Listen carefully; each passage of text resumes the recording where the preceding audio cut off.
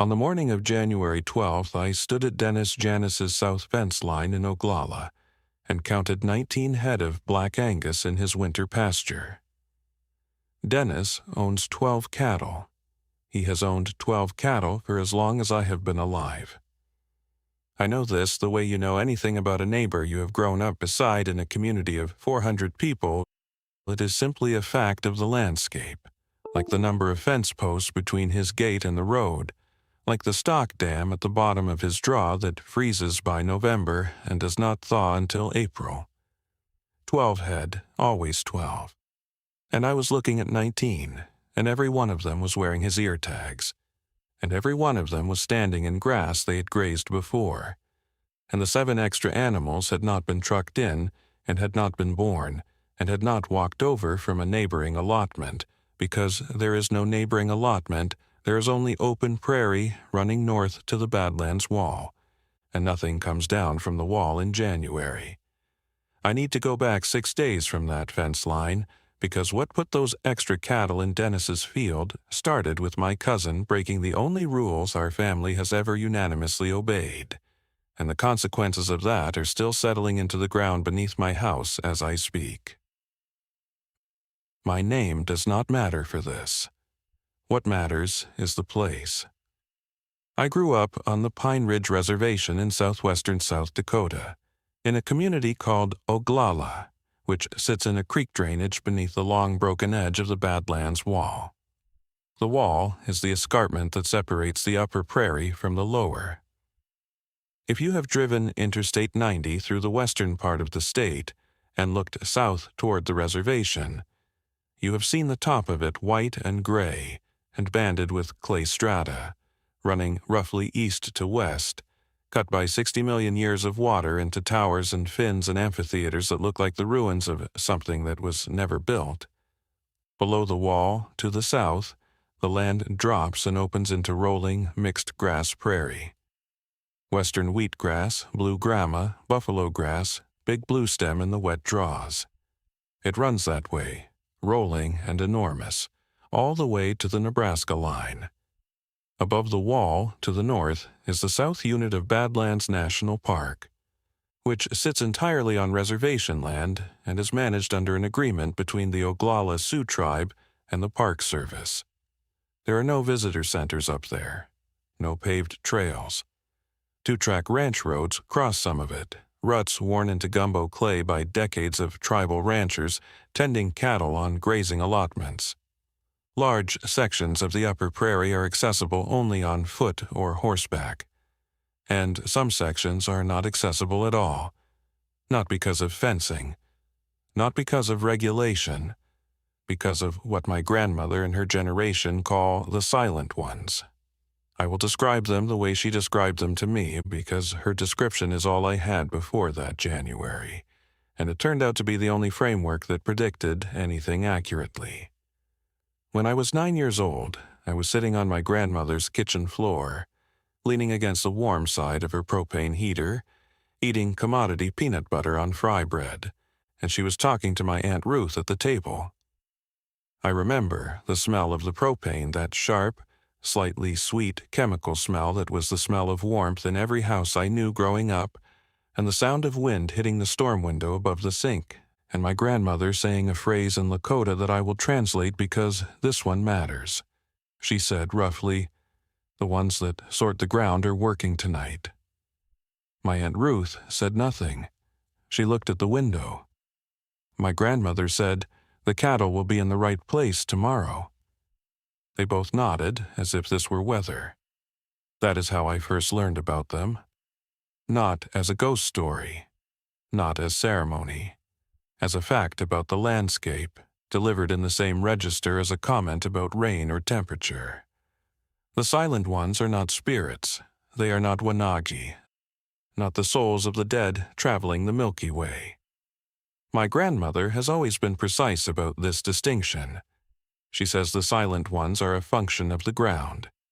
She uses a Lakota phrase that translates roughly to the land sorting itself, though the verb she uses implies ongoing maintenance, like something organizing and reorganizing a space that is always threatening to fall into disorder. She says they have been at their work since before the Lakota arrived in this country, and when the people first encountered them, the elders recognized what they were doing and established one rule. One absolute: do not follow them. If you are on the upper prairie or in the breaks of the Badlands, and you see something moving at the edge of your vision that makes no sound, you do not follow it. You do not watch it long enough to determine what it is. You look away, you continue what you were doing. If you were riding, you ride. If you were walking, you walk. If you were praying, you pray. You do not follow, and you do not try to see where they go.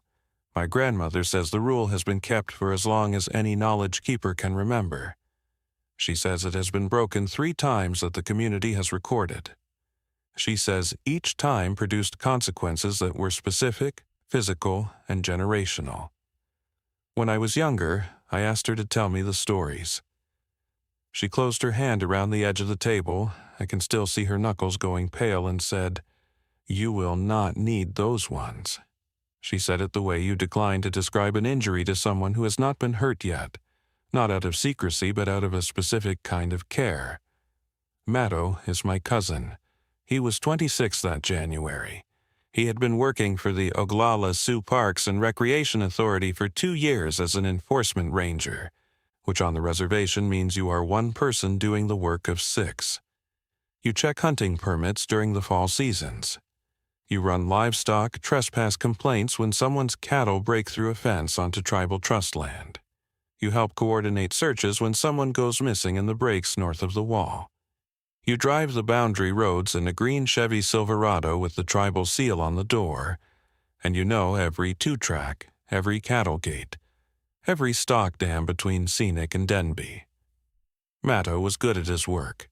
He had a spatial memory that let him describe a fence line he had driven once, 2 months ago, in enough detail to tell you where the 3rd wire was sagging and which posts needed replacing.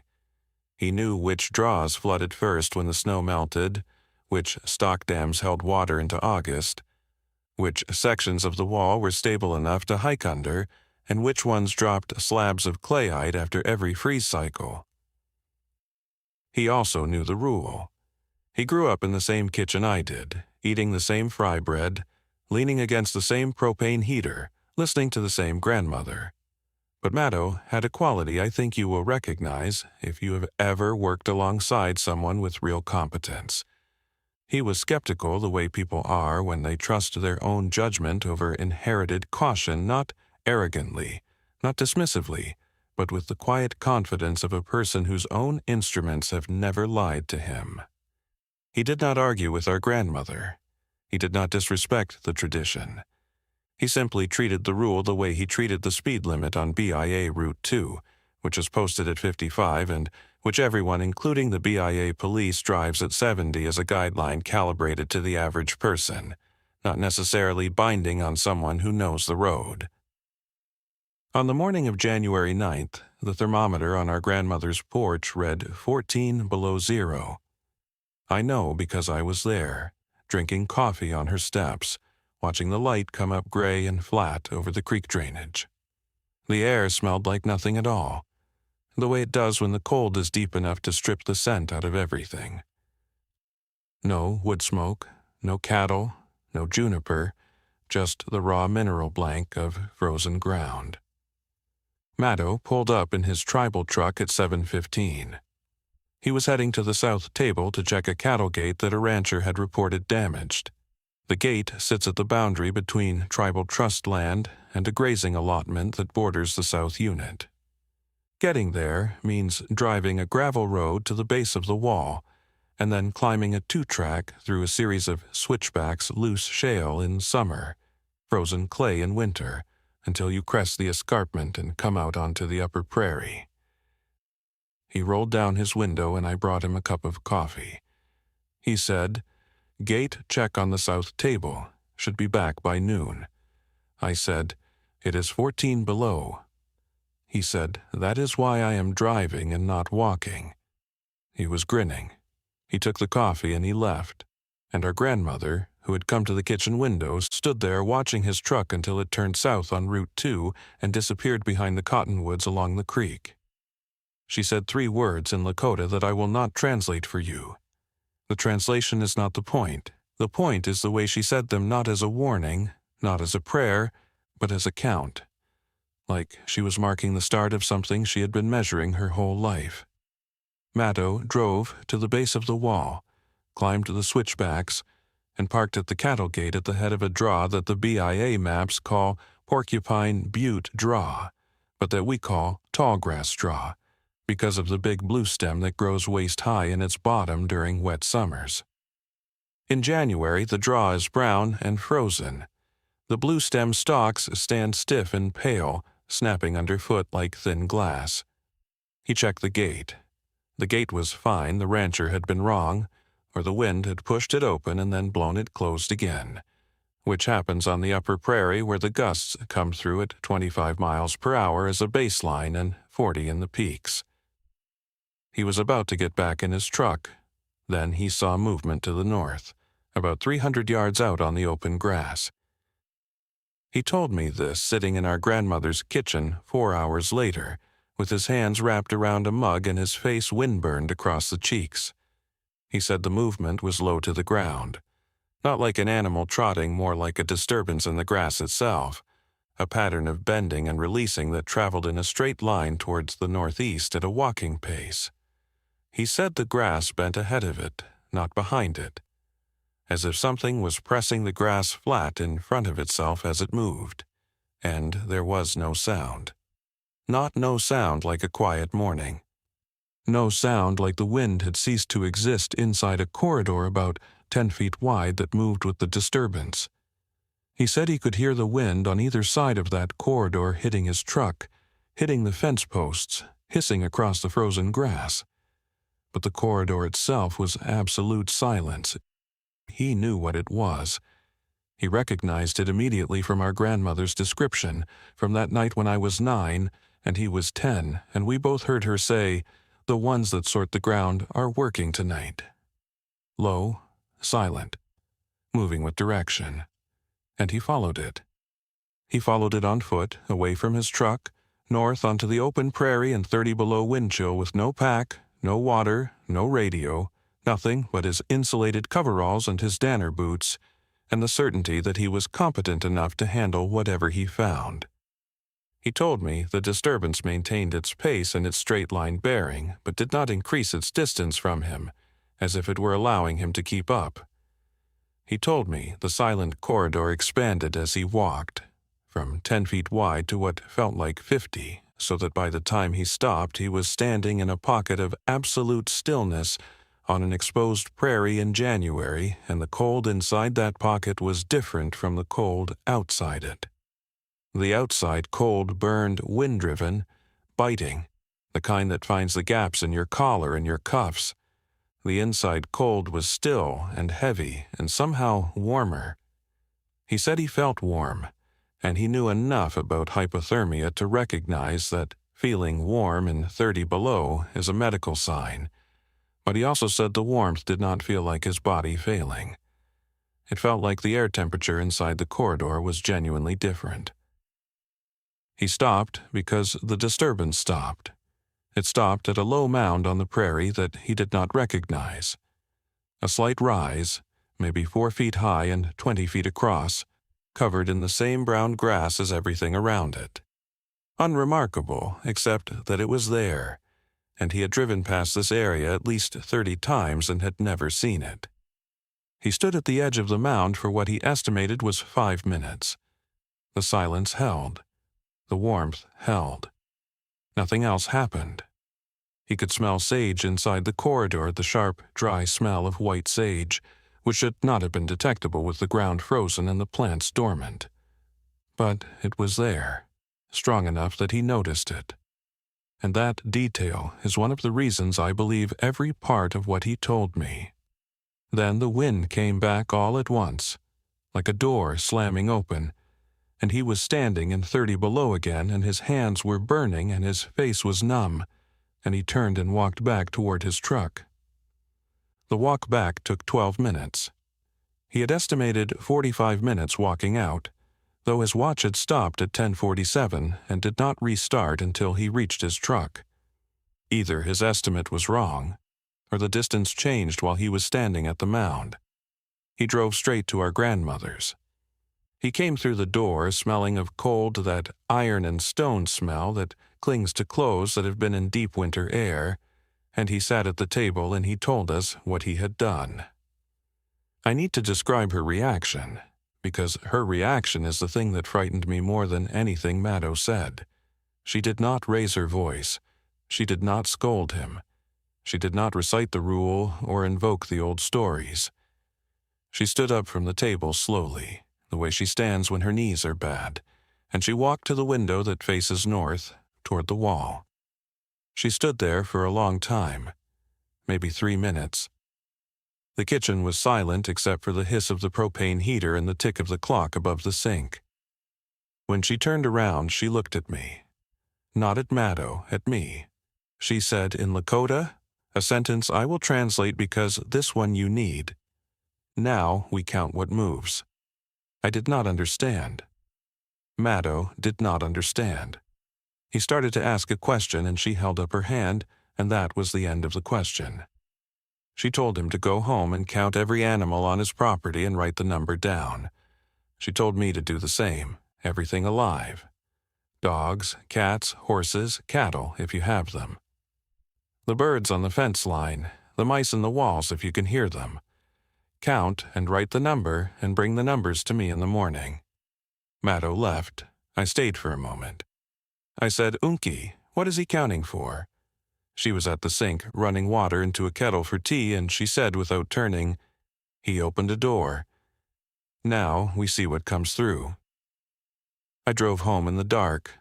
My house is a 2-bedroom HUD place on the east side of Oglala, with vinyl siding and a propane furnace and a front door that does not close right when the temperature drops below 0 because the frame contracts. I have a dog named Carl, a mixed-breed mutt who sleeps on a folded blanket by the furnace vent, and no livestock because I work at the Tribal Administration Building and I am not a rancher. I walked in, and the house smelled the way it always does in winter, propane heat, and the cedar sachet my grandmother gave me that hangs on the bedroom doorknob, and the faint metallic smell of well water from the kitchen faucet. I counted. Carl. 1 dog. Then I went to the kitchen window to look at the power line that runs from the pole at the road to my house. 14 sparrows on the wire, sitting in a row in the dark, in 14 below weather in January. That number stopped me. Not because 14 is wrong for sparrows in general. House sparrows flock. They roost communally. They cluster on wires and eaves all year. But I have lived in this house for 3 winters and I have never seen sparrows on that particular wire in January. In winter, they stay in the cedar breaks along the creek, out of the wind, tucked into the dense branches where the temperature is 10 degrees warmer than the open. They do not sit on exposed wire in 14 below. They would die. I wrote down 15. Carl plus 14 sparrows. Maddo called me at 8 that evening. He said I counted my animals. 3 horses in the paddock. Hoka, that is his dog, a big reservation mutt with a bad hip. Governor, his barn cat, a gray tabby who has lived in his barn for 4 years and who will not cross the threshold of his house and will not leave the barn property for any reason I have ever witnessed. 22 sparrows on his fence line. Same posture, same row, January, night, exposed. He said, does Unsi know something I should know? I said, she told me he opened a door. He was quiet for a moment and then he said, I know what I saw out there. It was not dangerous. I said, she did not say it was dangerous. She said to count. In the morning, I drove to our grandmother's house. The road from my place follows the creek for half a mile before turning south toward her property. The sun was not up yet, but the sky was lightening along the eastern prairie, that flat, cold gray that passes for dawn in January, when the light seems to come from nowhere and everywhere and the shadows have no direction. I could see my breath inside the truck even with the heater running. The fields on either side of the road were white with frost, the grass flattened and crystalline, and 3 mule deer were standing in the ditch 50 yards ahead, their ears swiveled toward my engine, their breath making small clouds around their muzzles. Normal, all normal. The reservation in January looks the way it has looked every January of my life. I parked at grandmother's and walked to her door. She had the numbers from the night before on a piece of paper on the table. Maddo had already been there and gone. He dropped off his count at 6:30 before heading to work. She said, "Look at the sparrows, yours 14, his 22. She wrote the numbers side by side. She said, "Come back tonight with new numbers." I said, "What are we looking for?" She said, "Movement." She said, "When the door is open, the sorting uses whatever is near the door. Animals go first because animals are already in motion. The sorting reads them as unsettled, loose, available." I said, "Available for what?" She looked at me over her glasses. She has reading glasses. She keeps on a beaded lanyard that her sister Etta made in the 1980s, and she said, "For being put where they belong. Not where we put them, where the land needs them." That was January 10th. By that evening, the sparrows on my power line numbered 26. I counted them in the last light. Standing in my yard with my breath freezing on the collar of my jacket and the smell of wood smoke from Dennis's chimney drifting south across the road. Carl was at the window watching me through the glass. The sparrows sat in their row, motionless, evenly spaced, as if each one had been placed at a measured interval. I had not seen any arrive. Maddo called. He said he had 14 sparrows now. 14. Almost exactly the number I had started with the night before, and I now had 26, which was close to his original 22. It was not an exact trade, but the direction was clear. The sparrows were moving between us. On the 11th, 2 things happened that shifted the sorting from strange to something I did not have a word for. First, my power line held 41 sparrows. I counted 3 times, walking the length of the wire pointing at each bird. 41. The wire was bowing between the poles under their weight, sagging in a shallow curve that should have alarmed me for electrical reasons, but instead alarmed me because the number was absurd. 41 house sparrows on a single residential power line in deep winter. Maddo had 7. Second, Governor was on my porch. I opened my front door at 6 in the morning, and she was pressed against the base of the storm door, curled into a tight gray ball, her tail over her nose. Governor, Maddo's barn cat. A cat that has not left his barn property in 4 years. A cat that I have watched him try to coax into his truck for a vet visit and fail because she would sooner draw blood than cross the gravel between the barn and the driveway. She was on my porch, 1.5 miles from Maddo's place, in 8 below weather, and when I crouched down and extended my hand, she looked at me with an expression I have only seen on animals that have been relocated against their will, a kind of glazed, pressured calm, like she knew exactly where she was and had no understanding of how she had gotten there. I called Maddo. He drove over. He walked up my steps and reached for her, and she hissed and swiped at him and drew a line of blood across the back of his hand. She did not recognize him. I picked her up without difficulty. She was warm and calm in my arms, her heartbeat steady, her purring immediate. She recognized me, or at least she accepted me, and I am not the person she has spent 4 years with. We brought the numbers and the cat to our grandmother. She looked at the totals. She added. She subtracted. She looked at the window. She said, "The mound is sorting." And then she told us about the 3rd time.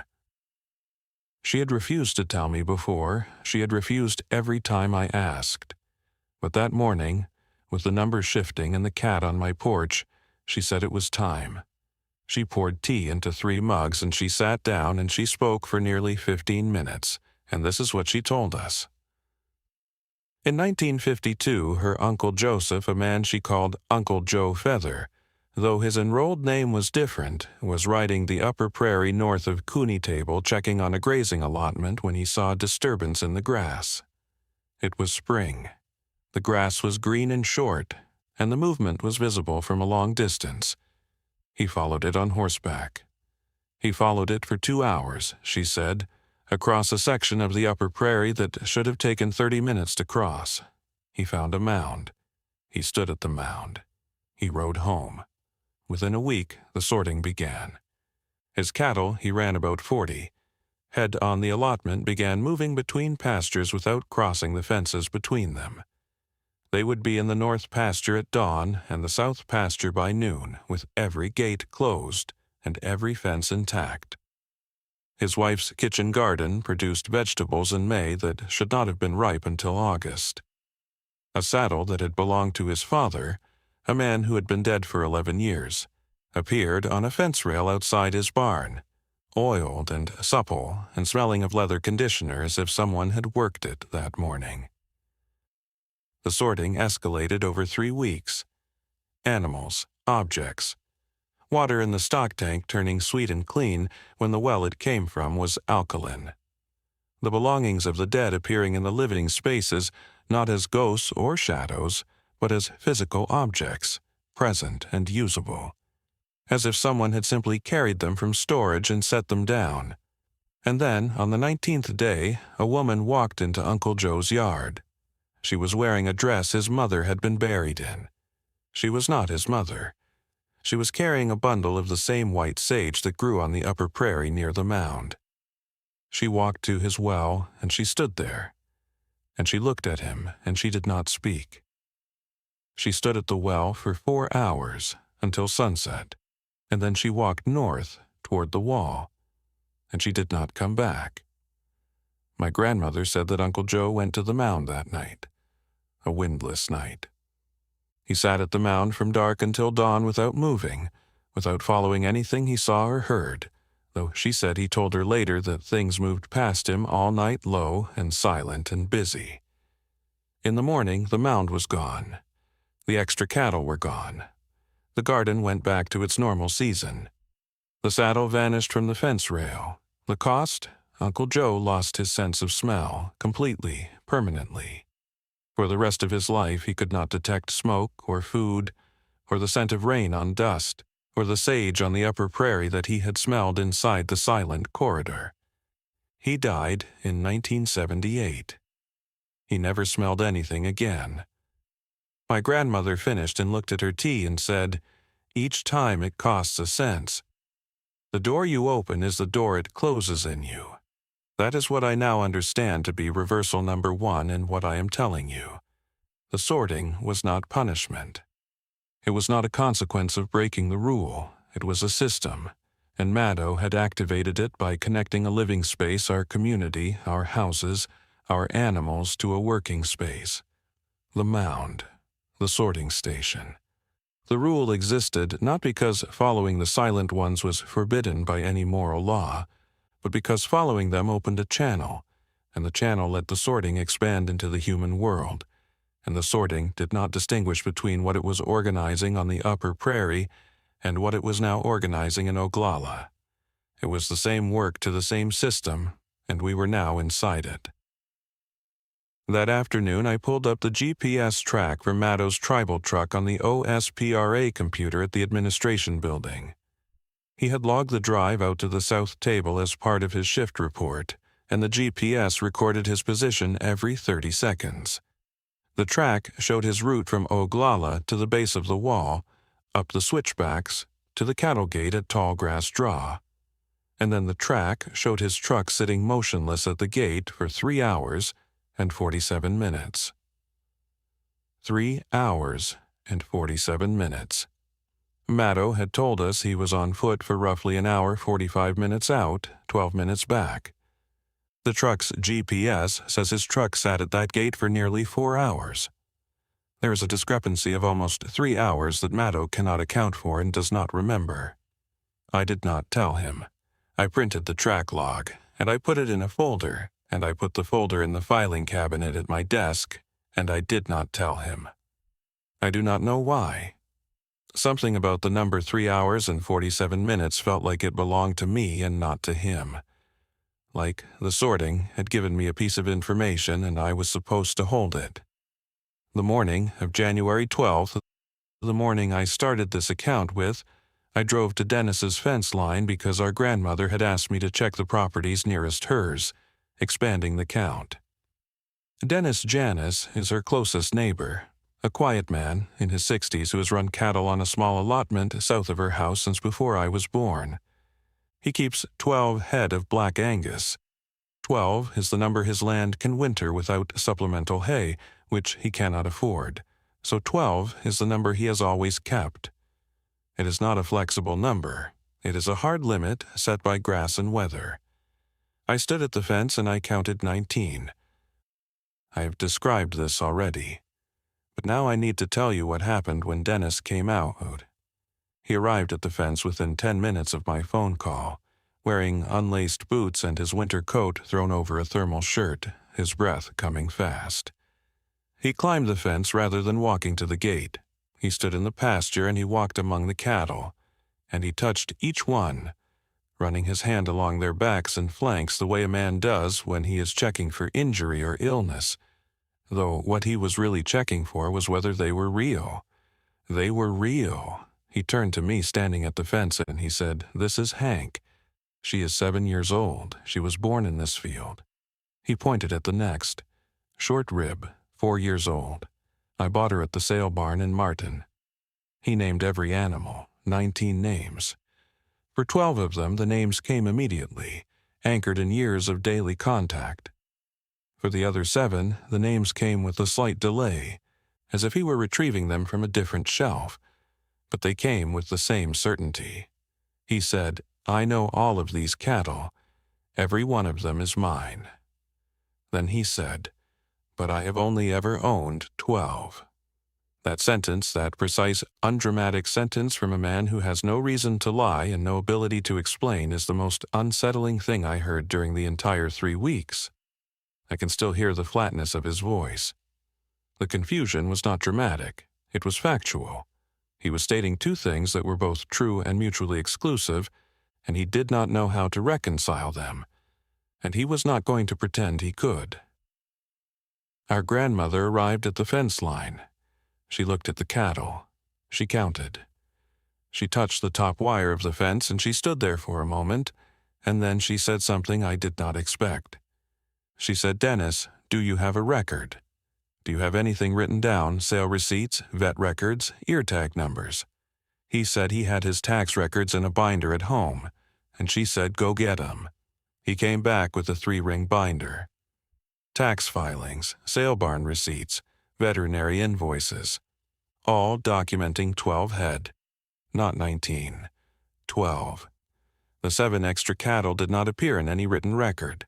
They existed in the field and in Dennis's memory and nowhere else on paper. Our grandmother looked through the binder page by page, her reading glasses low on her nose, her finger tracking each line.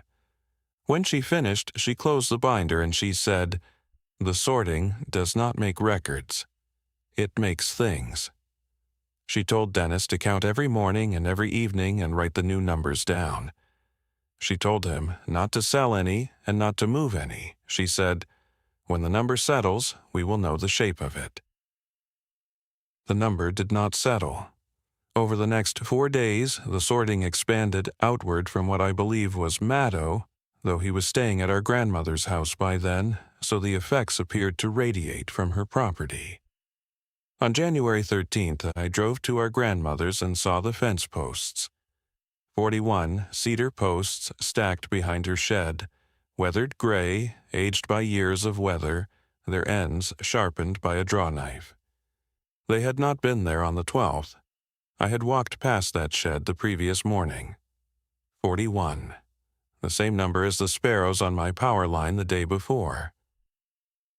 I was standing at the shed, touching the posts. They were cold and smooth and real, the grain raised by frost, smelling of old cedar the way fence posts do when they have dried for years in open air when our grandmother came out and stood beside me.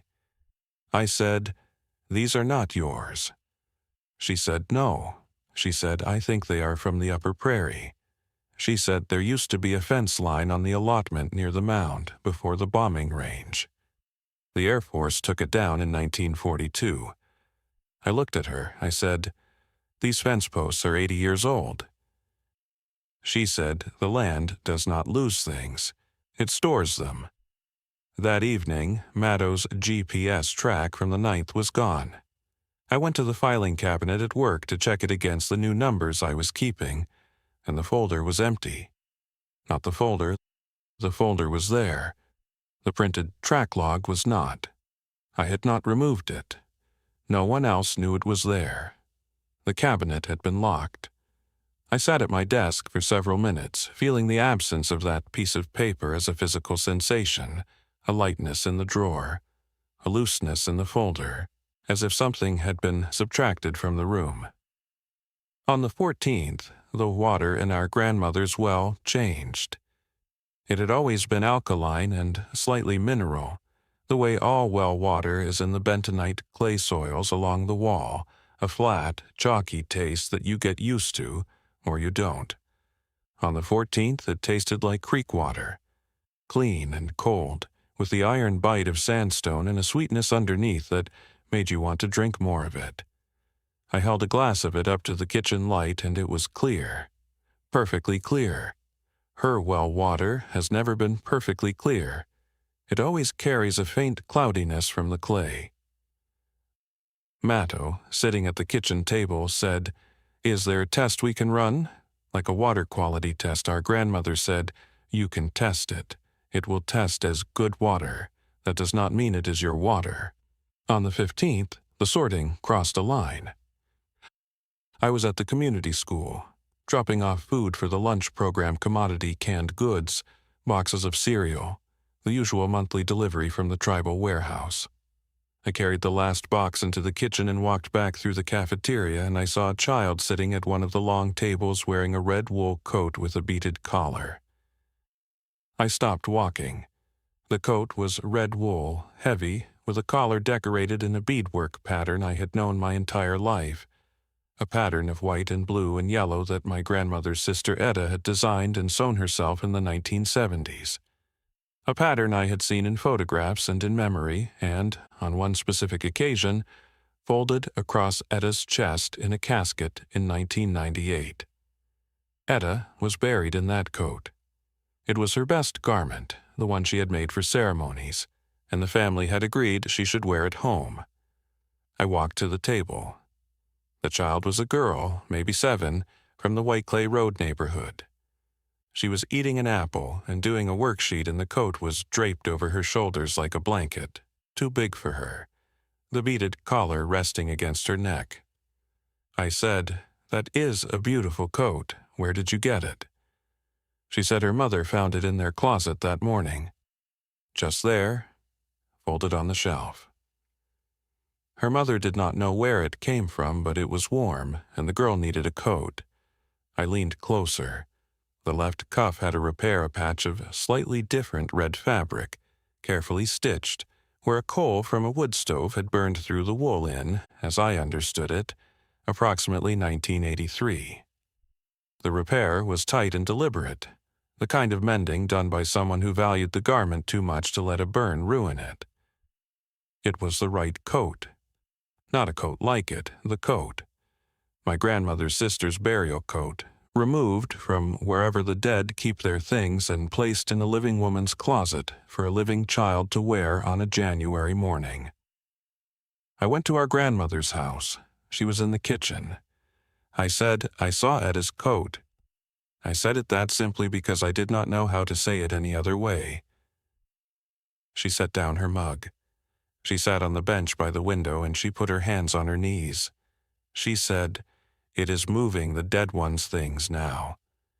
That evening, she told us the rest. She told us what comes after objects. She said the sorting does not stop at things. She said the previous 3 openings followed the same sequence: animals, objects, water, the belongings of the dead. And then, if the channel stays open, the dead themselves. Not as spirits, not as wanagi moving along the Milky Way, as people. Physical, present, rearranged into the community the way the fence posts had been arranged behind her shed, placed where the land's logic determined they were needed, sorted into positions of usefulness by a system that does not understand that the dead are supposed to stay dead. She described Uncle Joe's woman at the well, wearing a burial dress, carrying sage, standing for 4 hours without speaking. She said that woman was the leading edge, the first one through. She said if the channel had stayed open another week, there would have been more. She said, "The land does not know the difference between the living and the dead. It sorts what it has, and it has everything that has ever been on it." The room was quiet. Dennis was there. He had started coming to our grandmother's kitchen every evening after his count, which on the 15th stood at 23 cattle. All his, all named, all impossible. Maddo was on the couch. I was at the table. Outside, the wind was pushing against the storm windows with a low, constant moan. Our grandmother said, "The channel has to be closed at the mound. The person who opened it goes to the mound alone and stays through one full night without following any movement they see or hear. No matter what it is, no matter who it appears to be." Dennis said, "What does it cost?" She said, "Whatever the sorting gave, it takes back. And it takes one thing more, 1 cent, the one it used to reach you." Maddo stood up. He said he would go that night. Our grandmother said no. She said the closing must happen on a night with no wind. She said the wind is the silent one's medium, the way they travel, the way they move through the grass. Closing the channel during wind would be like trying to tie a knot in water. She had been watching the weather. A high-pressure ridge was building from the west. On the night of the 17th, the wind would drop below 5 miles per hour for approximately 6 hours, between midnight and dawn. That was the window. We had 2 days. During those 2 days, 2 more things happened. On the 16th, Maddo's youngest horse, a 2-year-old paint named Blue, appeared in Dennis's pasture with the cattle. Maddo's paddock is 1.5 miles from Dennis's fence line. There is no connecting fence or lane. Blue was standing among the Angus as if she had been born there, and the cattle moved around her with the indifferent familiarity of animals that have shared ground for years. Dennis's count that morning was 26 cattle and 1 horse. Also, on the 16th, a photograph appeared on our grandmother's kitchen table. A black and white photograph, creased from handling, showing a group of men standing in front of a building with wooden siding and a tin roof. The men were dressed in work clothes, denim, boots, hats. On the back, in pencil, someone had written a date, August 1943, and beneath the date, a single Lakota word that means returned. Our grandmother looked at the photograph for a long time. She recognized 2 of the men. They were her uncles, brothers, who had worked on a ranch near Interior before the government took the land for the bombing range during the war. Both dead before she was born. She placed the photograph face down on the table and covered it with a dishcloth. She said, "They are staging." And on the evening of the 16th, at about 5:30, the sky dark and the temperature at 8 above, I was standing on her porch when I heard footsteps on the gravel road south of the house. Bare feet on frozen gravel. The sound is unmistakable, softer and wetter than any sole, with a specific adhesion to the surface that boots and shoes do not make. The temperature was 8 above. No one walks barefoot in 8 above. I looked toward the sound. The road was empty. The gravel was empty. The footsteps continued north past the house toward the wall. They lasted about 90 seconds. Then they stopped. Not faded. Stopped the way a person stops when they reach where they are going. I went inside. Our grandmother was at the table. She said, without my telling her anything, "They are close now. Tomorrow night." The 17th arrived clear and still. The high-pressure system had settled over the western Dakotas like a weight on a blanket. By noon, the wind was 10 miles per hour. By 4, it was 6. By sunset, it had stopped entirely, and the stillness felt physical, a presence rather than an absence. I could hear individual blades of frozen grass ticking against each other in the frost. I could hear a truck on BIA route 2-3 miles away, the sound carrying across the prairie as clearly as if it were on the next block. The sky was enormous and pale, the last sunlight turning the wall from white to amber to a deep, glowing rose that I stopped to watch despite everything, because it was beautiful, and because I did not know if Maddo would come back from it. At our grandmother's house, the families gathered, 9 adults and 4 children. The Janus family, that is Dennis and his wife Carol and their grown daughter. The Red Clouds. Thomas and his wife and their 2 boys, who are 11 and 13. Me, Maddo, our grandmother, a few others. Our grandmother spoke in Lakota for 20 minutes, explaining what Maddo would do and what we should expect. Thomas Red Cloud, who was the most traditionally minded man I know and who had not spoken during any of the previous evenings, said one thing. He asked our grandmother if the closing would work, even though Maddo had not followed the old preparation, the fasting, the prayer, the sweat. She said it would. She said the closing was mechanical, not ceremonial. She said the land does not know or care about preparation. It knows about presence. Maddo prepared. Preparation meant carrying nothing. No phone, no flashlight, no weapon, no food, no water, no watch. Nothing between his body and the ground except his clothes and his boots. Our grandmother said the closing required him to be nothing more than a fixed point. A stake driven into the surface. Something the land could register as stationary while it pulled the channel shut around him. I drove him to the base of the wall at 9. The switchback road was frozen solid and his tribal truck could have made the climb, but our grandmother said he had to walk the last part. A truck was a thing, and the sorting was still active for things, and a truck on the upper prairie during a closing was an invitation for it to be moved somewhere else. So I parked at the bottom and Maddo got out. The air smelled like cold stone, that flat mineral blankness that you only get on the northern plains when the wind dies in deep winter. No sage, no grass, no animal smell, just the raw chemistry of frozen earth. The stars were out in a density I associate with this specific landscape, where there is no light pollution for 80 miles in any direction, and the Milky Way is not a suggestion, but a structure. A visible road across the sky that the Lakota call the Wanagi Takanku, the spirit path.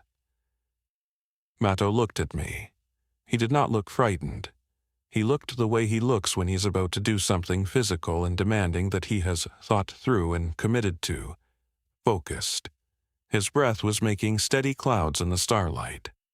I said, "You know what she said. Do not follow anything, no matter what." He said, "I know." He said, "If I am not at the bottom of this road by 10 in the morning, drive up and look for me near where the mound was. Do not go to the mound. Stop a quarter mile south and glass it with the binoculars from my truck. If I am standing, it worked. If I am not standing, go home and tell Unsi." I said, "And if the mound is gone?" He looked at me for a moment. Then he said, "If the mound is gone, that is how you know." He walked up the switchbacks. I watched his silhouette against the stars until the grade carried him above my sight line. Then I got back in the truck and I turned the heater up and I waited. 9 hours. I have spent nights in a vehicle before. On the reservation in winter, it is not unusual waiting for a tow, waiting out a storm, sleeping in a truck because the road drifted shut between your location and home. But this was different. The stillness outside the truck was absolute, and it was not the passive stillness of a calm night. It was active. I could feel it the way you feel a large animal standing nearby in the dark, not through any specific sense, but through the aggregate of all your senses reporting the same thing. Something is here, and it is not moving, and it is very large. I turned on KILI.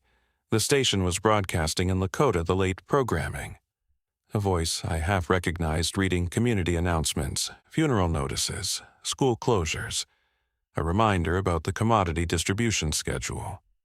Normal sounds from a normal world, coming through the speakers of a truck parked at the base of a geological formation where my cousin was sitting alone in the dark, waiting for the land to finish with him. I listened to the announcements, and then to a round dance song, and then to another voice reading another set of notices, and at 1:12 in the morning the broadcast cut to static, not a fade, a cut. One moment a human voice, the next a wall of white noise that filled the cab like sand filling a jar. I turned the volume down, but I did not turn it off.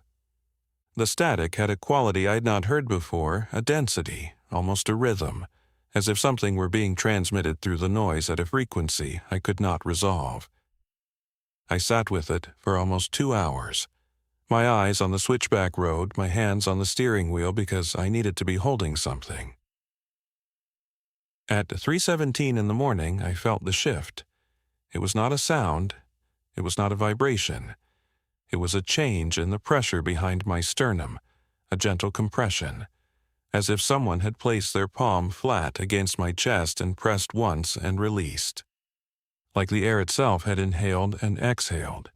The truck's clock blinked. 3:17, 3:17, 3:17, and then moved to 3:18.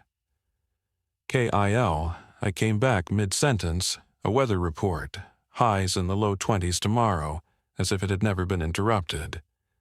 And the stillness outside the truck changed. It was still quiet, but it was the normal quiet of a windless January night on the Great Plains, large and empty and unoccupied. Whatever had been present in the stillness before was no longer there. I sat in the truck until dawn. The sky grayed along the east. The wall caught the first light and went from black to the palest lavender, and then to pink, and then to its daytime white, and the prairie around me emerged from the dark, in stages: first the fence posts along the road, then the grass, then the roll of the land stretching south toward the creek. I could smell sage. Faintly, through the closed windows of the truck, I could smell white sage, and I do not know where it was coming from. At 7:30 I started up the switchbacks. The road surface had a thin film of moisture on it, ice melt, in 12 below weather, which should not have been possible. But it gave the tires grip, and I did not question it. I crested the wall and drove on to the upper prairie. The grass was brown and frosted, and in the early light it looked like hammered copper, stretching flat and enormous to every horizon. I drove the 2-track north toward where Maddow had described the mound. I stopped a quarter-mile south. I got out with the binoculars. The air was sharply cold and smelled of frost and stone and, still, faintly, sage. The mound was gone. The prairie, where it had been, was flat. Unbroken grass, frosted, continuous with the ground around it. No rise, no depression, no mark. I found Maddow 200 yards northwest of where the mound should have been, sitting on the ground with his back to me, facing north. I drove to him. I got out. I walked to him and put my hand on his shoulder. He looked up at me, and he looked like a man who has not slept but who is not tired. His eyes were clear.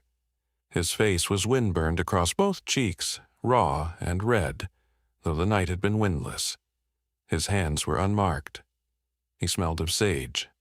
He said, "It closed." And then he said, "The cost is coming." We drove down the switchbacks and home. Our grandmother was on the porch, standing in the cold in her housecoat, holding a mug of coffee. She looked at Maddow when he got out of the truck, and she put both hands on his cheeks, the way she did when we were small, and she looked into his eyes. She said something to him in Lakota that was private, and I walked away to give them the moment. Then we counted. The sparrows were gone, not reduced, not relocated, gone. Every power line, every fence post, every cedar break in the drainage, not a single house sparrow anywhere in the community. They had vanished as completely as if they had never been in Oglala at all. I drove a 4-mile circuit that morning. Meadowlarks on the fence wires south of town, a pair of red-tailed hawks circling above the creek, magpies in Dennis's cottonwoods. No sparrows. Dennis counted 12 cattle. 12. The number he has always owned. He came to our grandmother's kitchen and sat at the table, and he said he could not remember the names of the extra 7. He had named all 19 of them 4 days ago, standing in his field, pointing at each animal with total certainty. Now the names were gone. He remembered that there had been extra cattle. He remembered that he had named them. He could not retrieve a single name. The fence posts behind our grandmother's shed were gone, not moved. The ground where they had been stacked showed no impression, no mark. Governor was in Maddo's barn, calm, familiar, pressing against his legs when he walked in. The well water was alkaline and cloudy again. Blue was in Maddo's paddock. The photograph on the kitchen table was gone. The dishcloth our grandmother had placed over it was still there, flat against the wood, with nothing beneath it. I picked up the dishcloth and smelled it. Cedar. It smelled like cedar, though it had smelled like nothing before. And the coat, the child's mother called our grandmother on the 19th and said the coat had vanished from the closet. Just gone. Her daughter had cried it was the warmest coat she had ever owned. Our grandmother went to the general store in Oglala that afternoon and bought the girl a new coat, insulated, with a hood. Purple. Not the same, but warm, and from this side of things. We watched for the additional cost, the one thing more. Everything else had balanced. Objects returned, animals restored, water reverted. For a week I thought perhaps the sorting had been generous. Perhaps Maddo's cost was simply the sparrows, their permanent absence from this 4-mile radius. A small subtraction from the landscape as payment for an opened and closed door. Then, on the evening of January 25th, Maddo came to my house. He sat at my kitchen table. Carl put his head on Maddo's knee, and Maddo scratched behind Carl's ears with the specific, absent tenderness of a man whose mind is somewhere else entirely. He said, "I need to tell you something." He said that since the night on the prairie, he cannot hear the wind. His hearing is fine. He can hear my voice, his truck engine, his radio, his horses moving in the paddock, every sound in the human range at normal and even subnormal volume. But when the wind blows, he hears nothing. Silence, complete and total. He stands in a 30-mile-per-hour gust, and he hears the things the wind touches: the grass bending, the gate chain creaking, the power lines humming in their mounts, but not the wind itself. The medium is absent. The thing that carries the silent ones across the upper prairie, the thing that moves through the grass and makes the sound that means the land is working, he cannot hear it. He said, "I think they took their road through me, the part of me that could register them. They closed it the way you close a road, by removing it," I told our grandmother. She nodded slowly, her hands flat on the table, her eyes on the window that faces north. She said that was fair. She said it was less than she had feared. She said Uncle Joe Feather lost his sense of smell. One of the earlier closings, the second one, cost a man his sense of direction entirely. He spent the rest of his life unable to distinguish north from south without a landmark or a compass, navigating by memory alone, unable to feel the pull that most people carry without thinking. She said the cost is always the sense the sorting used to reach you. It entered Maddo through sound, through the silence in the corridor. So it took its road back, permanently. She said it was also protection. He would never be able to follow a silent one again, even if he wanted to. You cannot follow a corridor of silence if silence is the only thing you hear when the wind blows. the absence and the anomaly would be indistinguishable. The land had closed the door and removed his ability to find it. That was January. It is June now. The prairie is green, and the blue stem and tall grass draw is already knee-high from a wet spring, and the draws are running with snowmelt, and the meadowlarks are back on the fence wires singing their liquid, complicated songs. Maddow is back at work. He drives the boundary roads and checks the gates and runs the permit station on weekends.